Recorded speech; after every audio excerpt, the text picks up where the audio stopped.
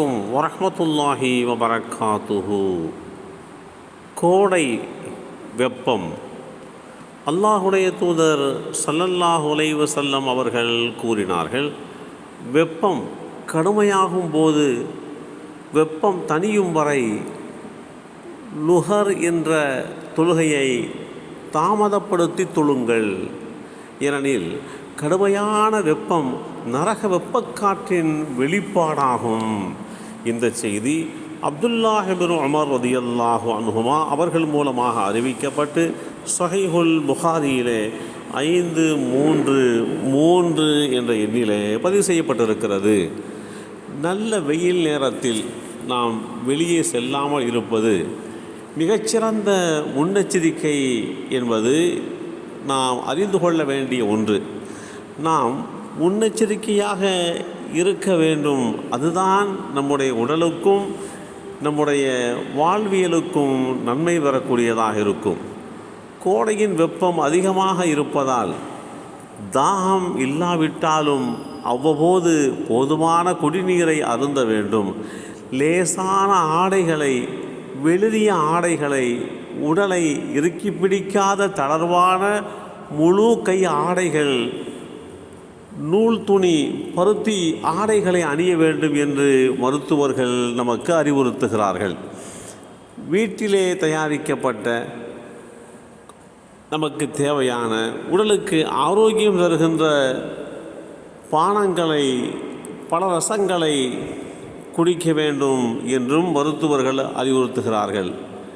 இளநீர், நொங்கு, தர்பூசணி, மோர் அதிகமாக நாம் உட்கொள்வதன் மூலமாக நம்மால் ஏற்படுகின்ற சுகக்குறைவுக்கு சரியானதொரு ஈடு செய்கின்ற வகையிலே பகரமான ஒன்றாக அமைகிறது.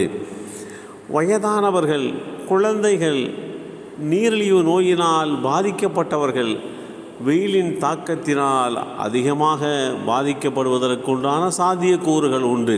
எனவே அவர்கள் வெயிலில் வெளியே செல்வதை தவிர்க்க வேண்டும் என்றும், நண்பகல் 12 மணி முதல் 3 மணி வரை வெயிலில் செல்வதை தவிர்த்து கொள்வது உடலுக்கு மிகச்சிறந்த ஆரோக்கியத்தை தரும் என்றும், தேநீர், காஃபி போன்றவற்றை குடிப்பதை விட நாம் புரதச்சத்து அல்லது உடலுக்கு தேவையான பானங்களை அருந்த வேண்டும் என்றும் நம்முடைய மருத்துவ உலகம் நமக்கு அறிவுறுத்துகிறது.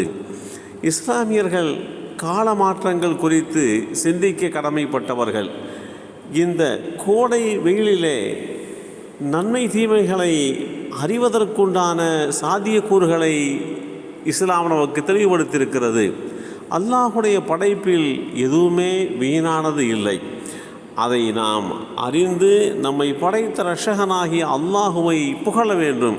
எனவே இந்த கோடை வெயில் மூலமாக மனித சமுதாயத்திற்கு ஏற்படுகின்ற எண்ணற்ற பயன்பாடுகள் குறித்து சிந்தித்து, சூரிய கதிர்கள் அதிகமாக நேரடியாக உடலிலே படுவது உடலுக்கு கேடு விளைவிக்கும் என்பதையெல்லாம் புரிந்து கொண்டு அதற்கு தகுந்தாற்போல் நம்மை நாம் கட்டமைத்து கொள்ள வேண்டும். கோடை காலத்திலே ஹார்ட் அட்டாக் போன்ற இதய சம்பந்தப்பட்ட மரணங்கள் ஏற்படுவது மிகவும் குறைவானது. குளிர்காலத்தை விட மிக குறைவானது என்றுதான் இங்கிலாந்தினுடைய மருத்துவ ஆய்வுகள் தெளிவுபடுத்துகிறது. கோடை வெப்பத்திலே வைட்டமின் டி அதிகரிப்பதே இதற்கு உண்டான காரணம் என்று குறிப்பிடுகிறார்கள். வைட்டமின் டி அதிகரிப்பதின் மூலமாக சர்க்கரை நோயாளிகளுக்கு இது மிகச்சிறந்த ஒரு பரிகாரமாக அமைகிறது. சூரிய வெப்பம் அதிகமாக இருக்கின்ற இடங்களிலே பல்வலியினால் பாதிக்கப்படுவது குறைகின்றது. மார்பக புற்றுநோய் உள்ளிட்ட எண்ணற்ற புற்றுநோய்களும் அதிக அளவிலே ஏற்படாமல் கோடை வெப்பம் பெண்களை பாதுகாக்கிறது என்கின்ற செய்தியையும் மருத்துவ ஆய்வுகள் தெளிவுபடுத்துகின்றது. எல்லாம் வல்ல அல்லாஹு தஆலா கோடை வெப்பத்தின் மூலமாக ஏற்படுகின்ற பாதிப்புகளை விட்டு பாதுகாத்து அதன் மூலமாக ஏற்படுகின்ற பயன்பாட்டை நமக்கும் நம் சந்ததிகளுக்கும் வழங்கி அருள் புரிவானாக. அஸ்ஸலாமு அலைக்கும் வரஹ்மத்துல்லாஹி வபரகாத்துஹு.